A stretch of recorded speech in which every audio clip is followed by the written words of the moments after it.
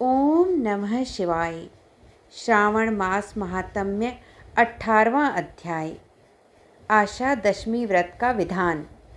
सनत कुमार बोले, हे भगवान, हे पार्वतीनाथ, हे भक्तों पर अनुग्रह करने वाले, हे दया सागर, अब आप दशमी तिथि का महात्म्य बताइए। ईश्वर बोले, हे सनत कुमार, श्रावण मास में शुक्ल पक्ष की दशमी तिथि से यह व्रत आरंभ करें। पुनः प्रत्येक महीने में शुक्ल पक्ष की दशमी तिथि को यह व्रत करें।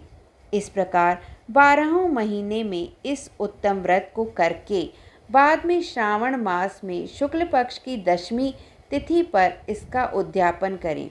राज्य की इच्छा रखने वाले राजपुत्र, उत्तम कृषि के लिए कृषक, व्यवसाय के लिए वैश्य पुत्र, पुत्र प्राप्ति के लिए गर्भिणी स्त्री, धर्म अर्थ काम की सिद्धि के लिए सामान्य जन, श्रेष्ठ वर्ग की अभिलाषा रखने वाली कन्या, यज्ञ करने की कामना वाले ब्राह्मण श्रेष्ठ, आरोग्य के लिए रोगी और दीर्घकालीन पति के परदेश रहने पर उसके आने के लिए पत्नी, इन सबको तथा इसके अतिरिक्त अन्य लोगों को भी इस दशमी व्रत को करना चाहिए।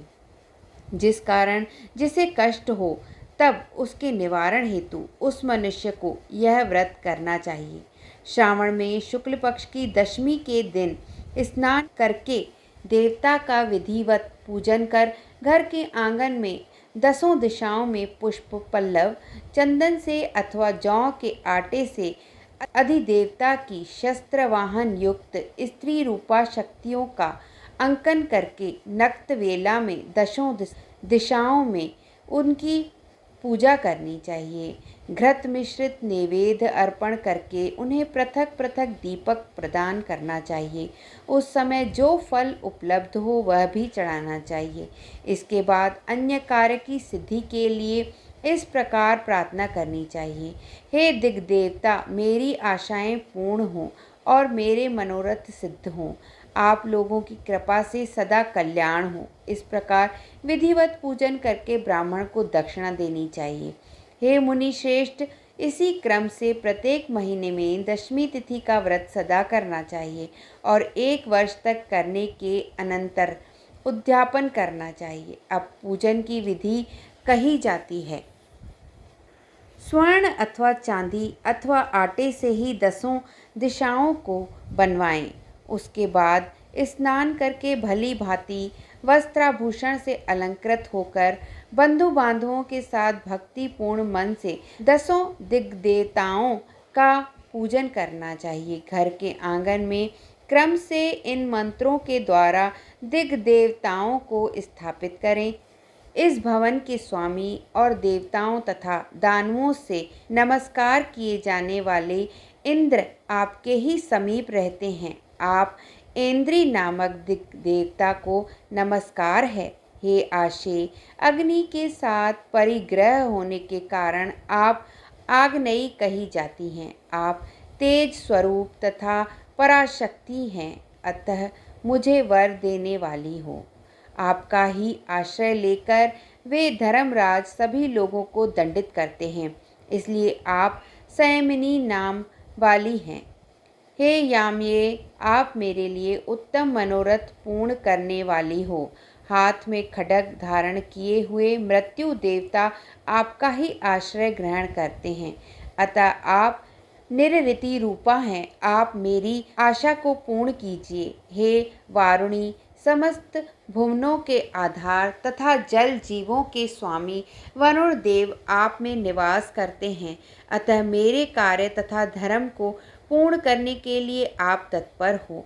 आप जगत के आदि स्वरूप वासुदेव के साथ अधिष्ठित हैं, इसलिए आप वायव्या हैं। हे वायव्य, आप मेरे घर में नित्य शांति प्रदान करें। आप धन के स्वामी कुबेर के साथ अधिष्ठित हैं, अतः आप इस लोक में उत्तरा नाम से विख्यात हैं। हमें शीघ्र ही मनोरथ प्रदान करके आप निरुत्तर हों। हे ऐशानी, आप जगत के स्वामी शंभू के साथ सुशोभित होती हैं। हे शुभे, हे देवी, मेरी अभिलाषाओं को पूर्ण कीजिए। आपको नमस्कार है, नमस्कार है। आप समस्त लोकों के ऊपर अधिष्ठित हैं, सदा कल्याण करने वाली हैं और सनक आदि मुनियों से घिरी रहती हैं। आप सदा मेरी रक्षा करें, रक्षा करें। सभी नक्षत्र ग्रह तारागण तथा जो नक्षत्र माताएं हैं और जो भूत प्रेत तथा विघ्न करने वाले विनायक हैं, उनकी मैंने भक्ति युक्त मन से भक्ति पूर्वक पूजा की है। वे सब मेरे अभिष्ट की सिद्धि के लिए सदा तत्पर हों। नीचे के लोकों में आप सर्पों तथा नेवलों के द्वारा सेवित हैं, अतः नागपत्नियों सहित आप मेरे ऊपर प्रसन्न हों। इन मंत्रों के द्वारा पुष्प धूप आदि से पूजन करके वस्त्र अलंकार तथा फल निवेदित करना चाहिए। इसके बाद वाद ध्वनि, गीत, नृत्य आदि मंगल कृत्यों और नाचती हुई श्रेष्ठ स्त्रियों सहित जागरण करके रात्रि व्यतीत करनी चाहिए। कुमकुम, अक्षत, तांबुल, दान, मान आदि के द्वारा भक्तिपूर्ण मन से उस रात्रि को सुखपूर्वक व्यतीत करके प्रातःकाल प्रतिमाओं की पूजा करके ब्राह्मण को प्रदान कर देनी चाहिए। इस विधि से व्रत को करके क्षमा प्रार्थना तथा प्रणाम करके मित्रों तथा प्रिय बंधुजनों को साथ लेकर भोजन करना चाहिए। हे तात, जो मनुष्य इस विधि से आदर पूर्वक दशमी व्रत करता है, वह सभी मनोवांछित फल प्राप्त करता है। विशेष रूप से स्त्रियों को इस सनातन व्रत को करना चाहिए, क्योंकि मनुष्य जाति में स्त्रियां अधिक श्रद्धा कामना परायण होती हैं। हे मुनि श्रेष्ठ, धन प्रदान करने वाले, यश देने वाले, आयु बढ़ाने वाले तथा सभी कामनाओं का फल प्रदान करने वाले इस व्रत को मैंने आपसे कह दिया। तीनों लोकों में अन्य कोई भी व्रत इसके समान नहीं है। हे ब्रह्मपुत्र, में श्रेष्ठ वांछित फल की कामना करने वाले जो मनुष्य दशमी तिथि को दसों दिशाओं की सदा पूजा करते हैं, उनके हृदय में स्थित सभी बड़ी बड़ी कामनाओं को वे दिशाएं फलीभूत कर देती हैं। इसमें अधिक कहने से क्या प्रयोजन।